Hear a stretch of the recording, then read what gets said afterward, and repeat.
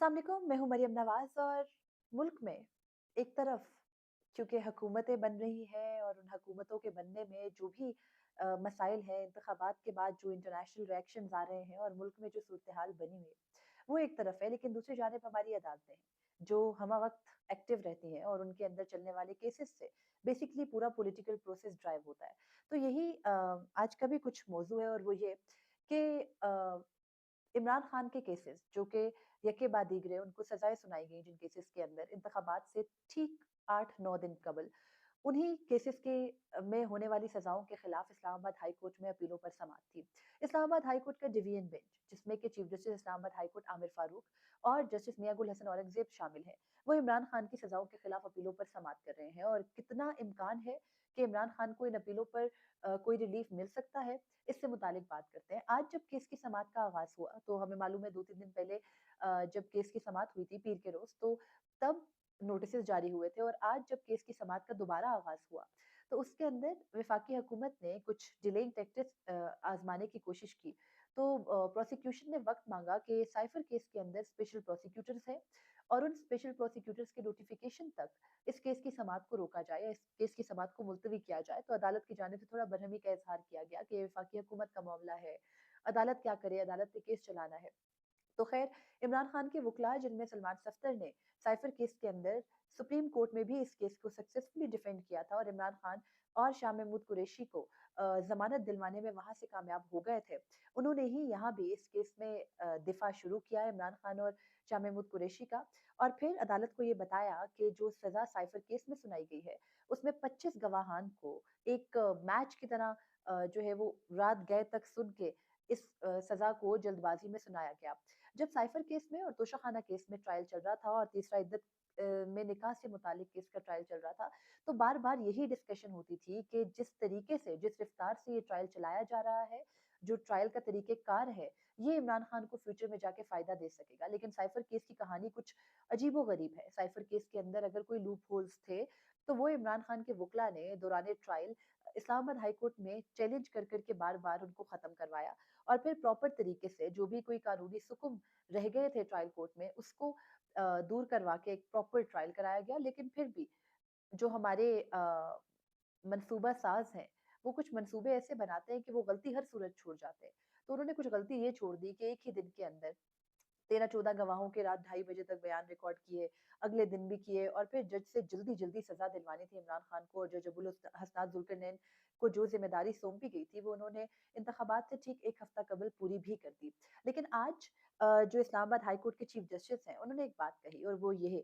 कि इमरान खान के अगर ट्रायल में कोई गलती रह गई थी या वहाँ ट्रायल कोर्ट से कोई गलती हुई थी, तो उसको इस्लामाबाद हाई कोर्ट दुरुस्त करेगी। तो कुछ लगता ये है कि अगर Islamabad high court properly merits पे इस केस को सुनती है, तो फिर तो इमरान खान की सजा मुअत्तल हो सकती है। और अब सजा मुअत्तली इसलिए भी हो जाएगी क्योंकि जो टारगेट था, जो बेसिकली मोटिव था सजा देने का, वो कहीं ना कहीं अचीव हो गया। और ये भी समझ आ गई मंसूबा साजों को कि वो मोटिव उस तरीके से अचीव नहीं हो सका, क्योंकि इंतखाबात में जो पीटीआई के बारे में ये प्रिडिक्शन थी कि 30 से 35 से ज्यादा नशिस्तें नहीं निकाल सकेगी, अगर इलेक्शन कमीशन की जारी फॉर्म 47 के रिजल्ट को दुरुस्त भी माना जाए, तो वो पीटीआई 93 नशिस्तें निकाल गई। तो वो जो एक मौकिफ था कि अगर इमरान खान नहीं इंतखाबात में होंगे तो पीटीआई नहीं जा सकेगी, फिर बल्ले का इंतखाबी निशान उनके पास नहीं था, उनकी पार्टी की भी पोजीशन या उनकी पार्टी का जो नाम है वो भी फॉर्म 33 पे शामिल नहीं था। तो इस सारी सिचुएशन में प्रिडिक्ट यही किया जा रहा था कि फिर पीटीआई नशिस्तें निकालने में कामयाब नहीं हो सकेगी। लेकिन इस सब के बावजूद काया पलटी, और पलटी इंतखाबात के दिन जब पीटीआई के वोटर्स निकले और उन्होंने वोट किया अपनी पार्टी के हक में, मैंडेट दिया। अब इस सब से जुड़ी है जो आज की सिचुएशन है, कौमी असेंबली की हो चाहे वो सूबाई असेंबलियों की हो, वहाँ जो कुछ भी हो रहा है वो इस एक पूरे सिनेरियो की बुनियाद पे हो रहा है। ये एक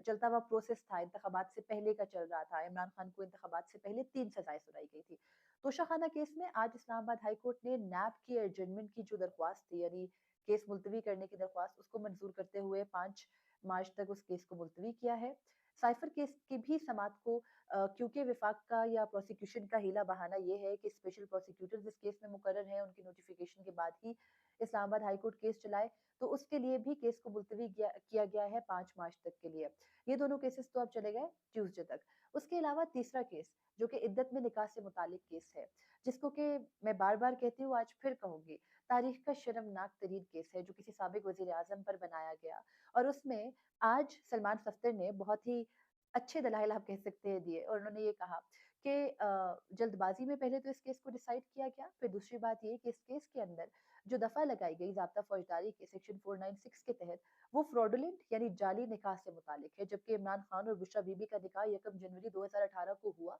इसके अलावा उन पर इल्ज़ाम ये है कि इद्दत की जो मुद्दत है वो पूरी नहीं की गई, यानी बुशरा बीबी पर जो इल्ज़ाम है वो ये है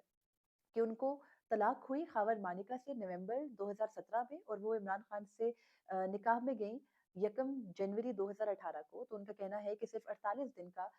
जो वक़्त है वो पूरा किया गया था, जबकि शरीयत की रूह से उनको 3 माह 10 दिन मुकम्मल करने थे। लेकिन यहाँ बुशरा बीबी के जो वकील हैं, उनका डिफेंस ये है कि बुशरा बीबी को जुलाई 2017 में डिवोर्स हो गई थी, वो अपनी वालिदा के घर रह रही थी, और फिर इमरान खान की तरफ से रिश्ता भेजा गया, उनका निकाह हुआ 1 जनवरी को, और केस की समाअत के दौरान जज ने हक़ दिफ़ा ख़त्म किया बुशरा बीबी और इमरान खान का, ख़ावर मानिका और उनके लाए गए गवाहान के ऊपर रिलाय किया गया, और उन पर रिलाय करते हुए सज़ा सुनाई गई, और जिस सेक्शन के तहत सज़ा सुनाई गई वो लागू नहीं होता था। और यहाँ एक सबसे बड़ा मसला जो पहले भी डिस्कस होता रहा इंटरनेशनल फोरम्स के ऊपर, जो पाकिस्तान की सज़ा से सुबकी हुई, उसके अलावा एक मुद्दा ये भी है कि औरत की गवाही, सलमान सफ्दर ने ये कहा कि औरत की गवाही इस तरह के केसेस में जहाँ इद्दत का मामला हो, वहाँ औरत की गवाही को तरजीह दी जाती है, लेकिन बुशरा बीबी की गवाही को ना तो सुना गया प्रॉपर्ली, ना ही उसको तरजीह दी गई। तो ये तमाम तर मामलात आज अदालतों में चलते रहे, लेकिन दूसरी जानिब हमारी सुप्रीम कोर्ट भी है। ये ना समझिएगा कि वो एक्टिव नहीं है। सुप्रीम कोर्ट के एक साबिक जज जस्टिस बज़ाहिर नकवी, जिनके खिलाफ सुप्रीम जुडिशियल काउंसिल में कार्रवाई चल रही है। अब उस कार्रवाई को जल्द निपटाने की जल्दी इसलिए है कि सुप्रीम जुडिशियल काउंसिल के 2 मेंबरान, जिनमें के एक है जस्टिस सरदार तारिक मसूद, जो कि सुप्रीम कोर्ट के सीनियर तरीन जज हैं, और उसके अलावा दूसरे जज लाहौर हाई कोर्ट के चीफ जस्टिस अमीर भट्टी हैं, जिन्होंने रिटायर हो जाना है अगले हफ्ते, यानी जो परसों से हफ्ता सॉरी मंडे से जो हफ्ता शुरू होगा, यानी उन्होंने 6 या 7 मार्च को रिटायरमेंट है जस्टिस अमीर भट्टी की, जबकि जस्टिस सरदार तारिक मसूद रिटायर हो रहे हैं 10 मार्च 2024 को। और उससे पहले पहले जस्टिस मज़ाहिर नकवी के खिलाफ काउंसिल ने कोई ना कोई अपनी राय देनी है, वरना शुरू से पूरी प्रोसिक्यूटर की जो एक्सरसाइज थी गवाहान लाने की, फिर उनके बयानात रिकॉर्ड करने की, वो शुरू होगी। तो खैर आज भी एक गवाह पेश हुए, उसके अलावा जो जस्टिस मज़ाहिर नकवी के खिलाफ से जो स्पार्क वाली प्रॉपर्टी का इल्ज़ाम है, उसके अंदर भी जो गवाह है जिसमें चौधरी शहबाज हैं, वो अदालत के सामने पेश हुए, और उन्होंने बताया कि उनकी बेगम का कोई मुकदमा मज़ाहिर नकवी के सामने फिक्स हुआ था, और तब से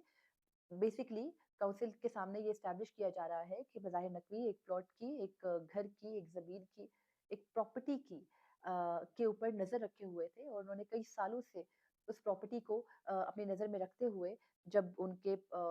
वो जो खातून थी जो उस प्रॉपर्टी की ओनर थी, डॉक्टर बिस्मा वारसी, उनके इंतकाल के बाद उसको अपने नाम पर मुंतकिल कर लिया। तो खैर ये तमाम तर मामला तो एक तरफ है, लेकिन जस्टिस मज़ाहिर नकवी ने आज ही सुप्रीम जुडिशियल काउंसिल को खत भी लिखा है, जिसमें जो कार्रवाई सुप्रीम जुडिशियल काउंसिल चला रही है उसके ऊपर एक दफा फिर अपना एतराज रिकॉर्ड कराया है, और ये कहा है कि ये गैर कानूनी कार्रवाई है, और कार्रवाई एक दफा खत्म हो चुकी है, आप मेरे खिलाफ कार्रवाई नहीं कर सकते। उसके अलावा वो ये भी कहते हैं कि जस्टिस इजाजुल एहसन का नोट, उसके अलावा जो चीफ जस्टिस काजी फायदीसा हैं जो कि चेयरमैन सुप्रीम जुडिशियल काउंसिल हैं, और उसके अलावा जस्टिस सरदार तारिक मसूद जो कि सीनियर तरीन जज हैं, उन दोनों की बदनीयती जस्टिस मज़ाहिर नकवी के खिलाफ साफ ज़ाहिर है। उन्होंने ने जानबूझ के इनके खिलाफ कार्रवाई की। उसके अलावा वो ये भी कहते हैं कि सुप्रीम जुडिशियल काउंसिल के इजलासों में जो उनके खिलाफ यानी मज़ाहिर नकवी के खिलाफ शिकायत कुनिंदगान थे, उनको हाई टी कराई जाती रही, यानी चीफ जस्टिस कादी फायदीसा और जस्टिस सरदार तारिक तवाज़ो करते रहे मज़ाहिर नकवी यानी अपने ही साथी जज के खिलाफ शिकायत करने वालों की। और उसके अलावा वो ये भी कहते हैं अपने खत के अंदर कि काउंसिल ना सिर्फ अपनी कार्रवाई खत्म करे, बल्कि जस्टिस इजाजुल एहसन का जो खत है, जो कि सॉरी जस्टिस इजाजुल एहसन की जो राय है, जो उन्होंने अपनी एक ओपिनियन दी थी इस कार्रवाई के ऊपर, वो भी उनको फराहम नहीं की जा रही। मज़ाहिर नकवी ये भी कहते हैं कि उनको जारी शो कॉज़ नोटिसेस तज़ादात से भरपूर थे, और इसी वजह से काउंसिल ने उनको दूसरा शो कॉज़ नोटिस जारी किया था। उसके अलावा मज़ाहिर नकवी का ये भी कहना है कि जो मौजूदा कार्रवाई है ये तज़ादात से भरपूर है, और मज़ाहिर नकवी इसके ऊपर अपने तहफ़्फ़ुज़ात का इज़हार कर रहे हैं, और उनका ये कहना है कि जस्टिस मंसूर अली शाह, जो हाल ही में जस्टिस इजाजुल एहसन के इस्तीफ़े के बाद सुप्रीम जुडिशियल काउंसिल के मेंबर बने हैं, वो एक फैसले के ज़रिए उनके बारे में अपनी राय का इज़हार कर चुके हैं, और इसलिए उनके खिलाफ रेफरेंस सुनने वाले ये तमाम लोग बदनीयत हैं और उनको उनके खिलाफ ये रेफरेंस नहीं सुनना चाहिए, जबकि सुप्रीम जुडिशियल काउंसिल बहुत जल्द अपने एक मुस्ताफ़ी साबिक जज मज़ाहिर नकवी के खिलाफ फैसला करने जा रही है। तो ये तमाम तर सूरत हाल है जो कि अदालतों में चल रही है, और हमारी अदालतें बदकिस्मती से मुल्क में चलने वाली तमाम तर बाकी जो एक्टिविटीज़ हैं, चाहे वो जमहूरियत से मुतालिक हो, चाहे वो असेंबली की असेंबली साज़ी से मुतालिक हों, चाहे वो कानून साज़ी से मुतालिक हों, उन सब के रुख तय करती हैं, और इसीलिए इनके बारे में बात करना कुछ ज़रूरी हो जाता है। तो आज जो कुछ अदालतों में होता रहा वो आपके सामने रखा है। इसके अलावा दूसरी जानिब कौमी असेंबली है, जो कुछ कौमी असेंबली में हुआ उसके ऊपर बात करना कुछ इसलिए भी नहीं ज़रूरी कि वो पूरा दिन चलता रहा, सब लोग देखते रहे जो हाल है वहाँ। अब जो वज़ीर-ए-आज़म बनेगा, जो काबीना बनेगी, तो फिर उसके ऊपर बात करेंगे। फ़िलहाल तो यही है कि अपने ही जो पीडीएम के हिस्सा लोग थे, पीडीएम की हिस्सा जमातें थीं, वो अब कुछ नाराज़ दिखाई दे रही हैं। एमक्यूएम एक तरफ है, मौलाना फज़लुर रहमान दूसरी तरफ है। तमाम तर कोशिशों के बावजूद सब मिल बैठ के हुकूमत बनाने को तैयार नहीं है, और साफ ज़ाहिर है कि मुल्क में जो हालात हैं उनका मलबा कोई अपने ऊपर लेना नहीं चाहता, और ना ही कोई ज़िम्मेदारी उठाने की कोशिश कर रहा है, और हर कोई अवाम के सामने सच्चा बनने के लिए इस वक्त लड़ाई में अपना-अपना हिस्सा डाल रहा है, और इसका नुकसान बेसिकली मुल्क को हो रहा है। मुझे इजाज़त दीजिए। अल्लाह हाफ़िज़।